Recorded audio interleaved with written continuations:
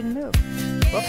Well, the highly anticipated July releases of such film as Spider-Man: Far From Home and The Lion King helped smash last year's record-breaking summer. Well, pop culture expert Maude Garrett is joining us now this morning with a preview of the hot new releases that are hitting theaters this month. Good morning, Maude.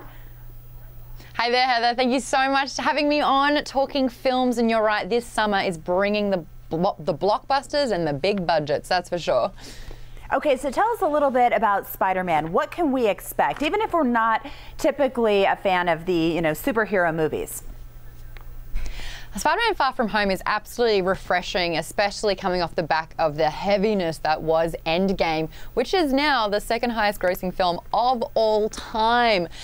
I love Tom Holland as Spider-Man, and I love the juxtaposition that we see from him going from an Avenger trying to save the world to being a high school kid again, where he's just going on a field trip. He doesn't want to be Spider-Man, and he just wants to tell his high school crush how he feels. And I love that character when we're seeing him when he is a little bit younger, because it does have that juxtaposition that a lot of us are used to. Okay, so let's talk about The Lion King, because this is a little bit different from the original Lion King. What did you think? Big time. Yeah, I think it's a reimagining, that's for sure. I mean, you can't compare the two because obviously 1994 was a very different year and the quality of animation was very different as well. But the heart of the story remains. This time around, Jon Favreau is taking the directing reins. We know he can pull this off. He has brought animals to life in a more CG fashion that we've seen with The Jungle Book. So that's going to be incredible. But the all-star voice lineup that we have, we've got Donald Glover, aka Childish Gambino, as adult Simba.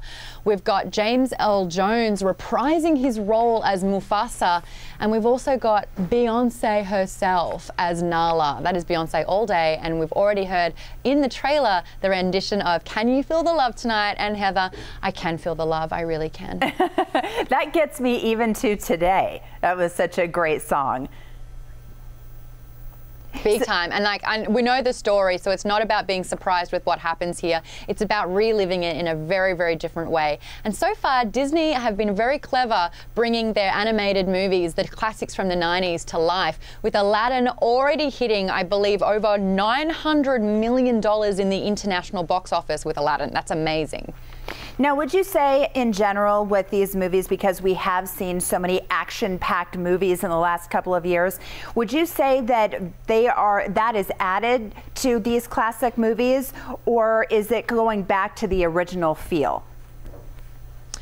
I mean, you can't go back to the original because the animated feel and sort of like that musical value that you get obviously doesn't translate as well on the big screen, personally for me, but it brings something else that the animated series can't, and that is actual humans and actual relations and expressions and the humanizing the real things. We saw with Beauty and the Beast with Emma Watson taking the realm as Belle. That was so fantastic to see it brought to life, and I think that having Gaston in there, played by Luke Evans, alongside Josh Gad as LeFou, was some of the best sort of musical experience we've had in the last decade alone. But you're right, you get the action value as well, and I think that we are looking for action-packed, big, beautiful blockbuster movies. So would you say that the ages would be a little bit different for The Lion King and Spider-Man now? So if you had like the 6 or 7-year-olds watching those back then, you'd want more of like the 13, 14-year-olds and above watching these movies?